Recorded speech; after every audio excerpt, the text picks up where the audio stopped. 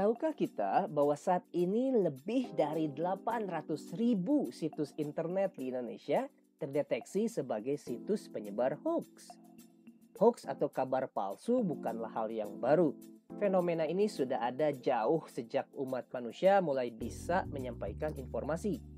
Mulai dari mulut ke mulut, media cetak, sampai di era media sosial saat ini, hoax telah menjadi ancaman yang nyata.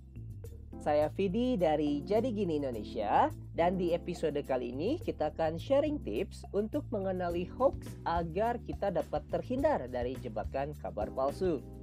Nah, jadi gini, untuk episode ini saya akan dibantu kawan-kawan mahasiswa internasional yang belajar di Indonesia untuk berbagi tips singkat tentang bagaimana mendeteksi hoax. So, kenali dan waspadai ancaman hoax dengan 7 tips singkat berikut.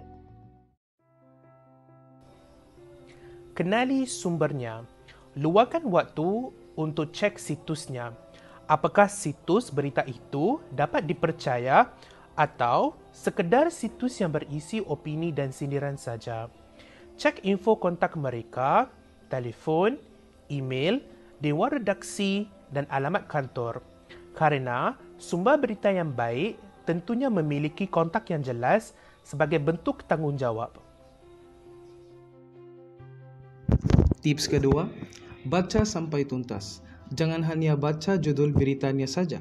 Situs berita yang tidak dapat diandalkan biasanya akan sering menggunakan judul yang berlebihan atau menyesatkan untuk menarik pembaca, atau biasa disebut dengan clickbait.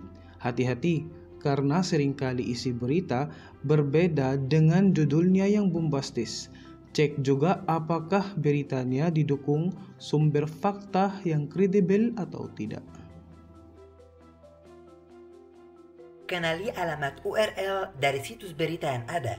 Situs penyebar hoax sering menggunakan alamat URL yang mirip situs berita yang terkenal, tapi ternyata palsu.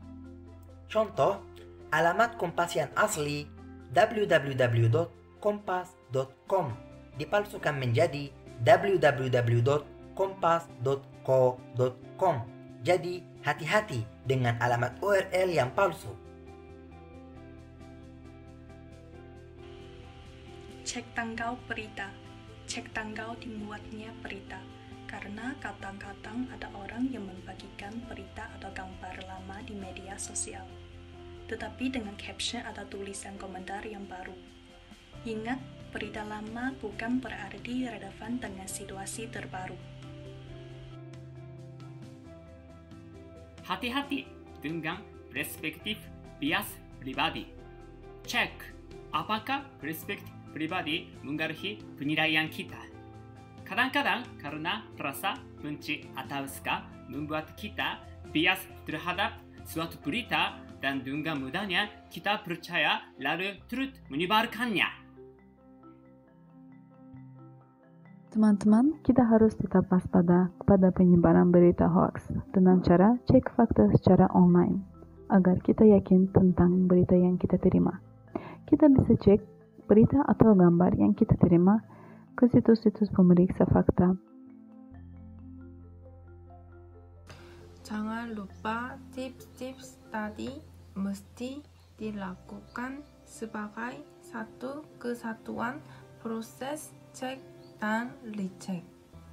Jangan hanya memakai satu metode saja untuk mengidentifikasi berita palsu.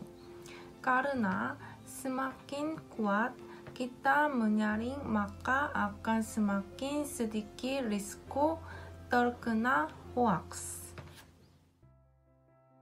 Oke, itu tadi 7 tips singkat dari kawan-kawan mahasiswa internasional agar kita dapat mengenali hoax. Nah, jadi meskipun pembuat berita memiliki kewajiban untuk melaporkan fakta yang dapat dipercaya, bukan berarti konsumen media lepas dari tanggung jawab. Sebagai konsumen dan pengguna media, kita pun harus ikut memverifikasi informasi yang kita terima. Jadilah pengguna media yang lebih cerdas dan bijak guna terhindar dari ancaman hoax. Sampai di sini dulu.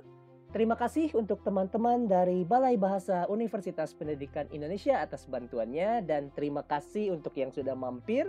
Mudah-mudahan bermanfaat. Jangan lupa subscribe dan kita jumpa lagi di Jadi Gini Indonesia berikutnya.